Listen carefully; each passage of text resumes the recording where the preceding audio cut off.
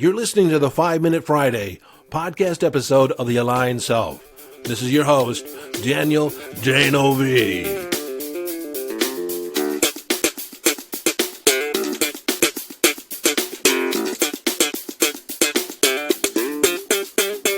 Okay, 5-Minute Friday, a short and concise podcast episode of The Aligned Self, designed to leave you with a question, an idea, a strategy, a tip, a hack, in order to give you greater access to your conscious awareness, evolving your conscious awareness, or give you greater mastery over your mind. In this episode, I want to leave you with some wisdom that has made the difference for my life and the lives of my clients. And my wish and hope for you is that you get this, really get it. Now, you may get it conceptually, but I'd like you to put it into practice. So this piece of wisdom that I want to talk about has to do with suffering. And then at the end of this, I'll tie it into manifesting and how suffering impairs your ability to manifest the thing that you actually want. So I think I was like 15, so it was like 45 years ago, when I really took this phrase and put it to the test. I thought about it, I contemplated it, and it may seem like something really simple. And once I say it, you're going to say, I've heard that before. And it is, don't cry over spilt milk. Now, I was 15 when I really took a look at that, because I kept hearing it from time to time over my life, and I figured it had a purpose. It was something really deep here. And of course, you may be one of the smart ones that gets it right off the bat.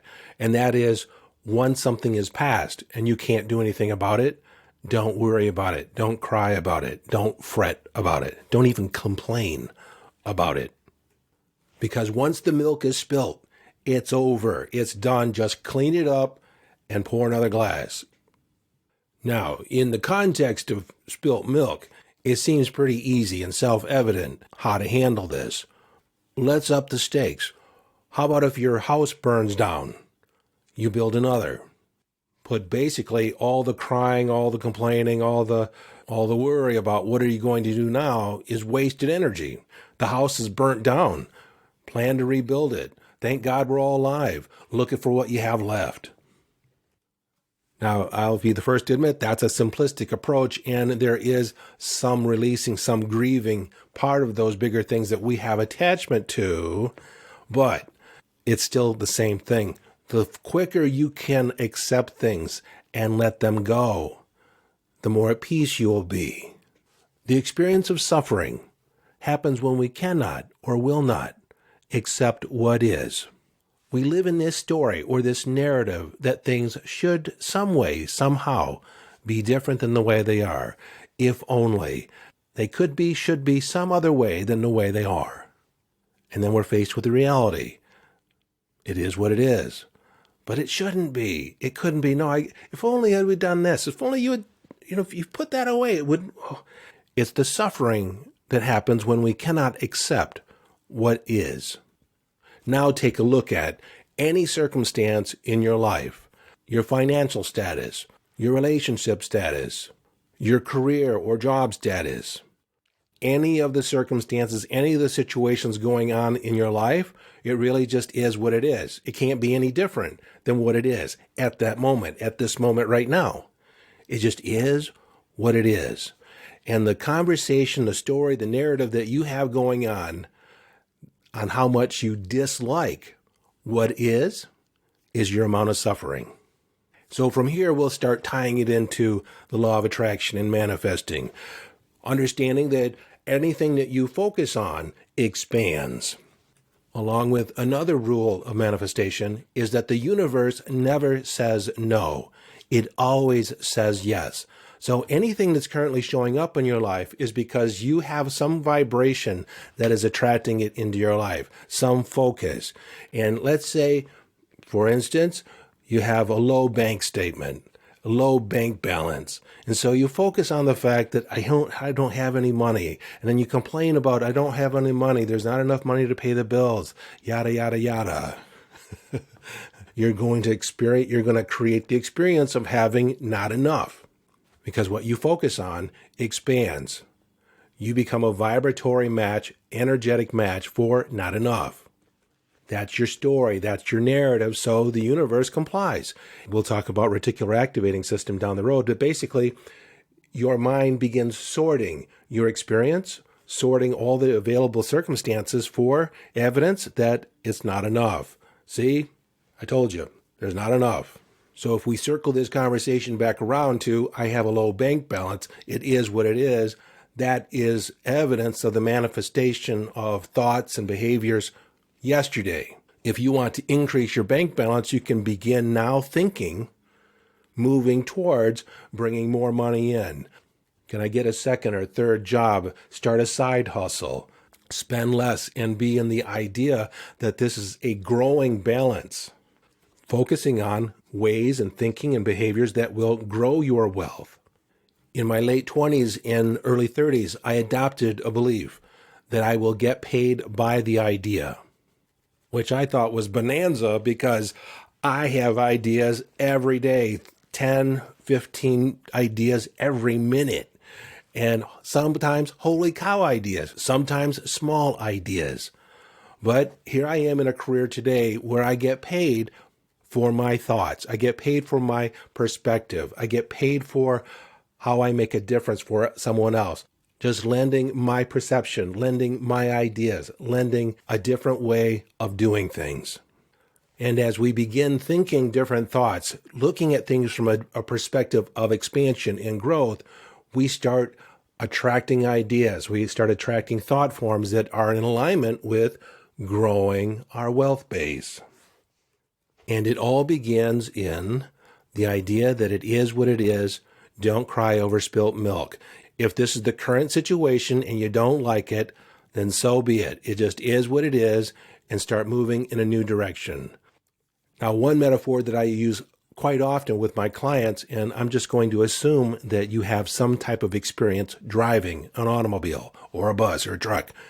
At any given moment, when you're in the driver's seat, driving that vehicle down the road, you're making 10, 20, 100 different minute little corrections, course corrections to keep the vehicle on the road, keep it between, the lines in your lane. And if you start to drift off to the side and going into the shoulder, do you make a course correction? Or do you say, screw it, I'm going to end up in the ditch, and just take your hands off the wheel? No, you make a course correction and bring it back on the road. And let's say you did, maybe you had two wheels off the road on the shoulder, and it was almost inevitable you were going to head for the ditch if you didn't put it back on the road.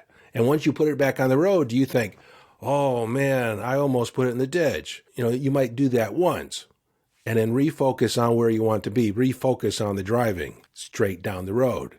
You don't play over and over and over again, running on the shoulder, going into the ditch. So it's the same thing. When you need to make a course correction in life, just make the course correction, keep on the straight and narrow where you want to end up. You have an intention, an outcome in your mind, and you orient your behavior towards fulfilling on that outcome. If somebody cuts you off, it just is what it is. Drive on. Let it go. You were able to adapt. You steered around. It really didn't faze you that much. But if you complain about it, hang on to it, it's going to cause you misery. You might recount it again and again. Oh, this guy cut me off, or this woman almost ran me off the road. It is what it is. Don't cry over spilt milk. It's over. Remember, what you focus on expands. And I'm going to quote the Serenity Prayer, and I'm sure you've heard it before, but really take it to heart. Really begin to live it.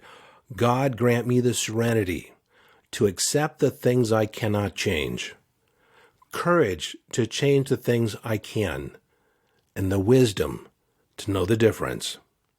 Now here's an awareness point. If you feel less than amazing, if you feel angry, frustrated, have fear, then you have taken your eyes off the goal, off the outcome, off the intention, and you're focusing on an obstacle. You're focusing on something that you cannot change. You're focusing on the past or projecting into the future. You do not and are not moving towards your intention. When you orient your thinking, your emotions, your body, your actions towards fulfilling on the dream, fulfilling on the outcome that you want, there is no feeling bad in that. When you feel bad, quote unquote, when you feel less than amazing, that's an indication that you're not focusing in the right area. Don't cry over spilt milk. If the milk gets spilled, clean it up, pour it again, put it away, and be a little careful next time. Okay, my friend, that's all I have for this 5-Minute Friday. If you haven't yet joined our Facebook group, by all means, hop on over to Facebook, look up the Aligned Self Podcast listeners, and you can even check for a link in the show notes. Fill out the questions. When it asks, how did you hear about the Facebook group? It's on the podcast. That way I know you're a listener, and you'll get in automatically. And if you haven't yet downloaded my free mindfulness meditation, head on over to yesdaniel.com. Click on the link and download the free mindfulness meditation. All right, this is Daniel Denovi, suggesting strongly that you follow your bliss and live the epic adventure.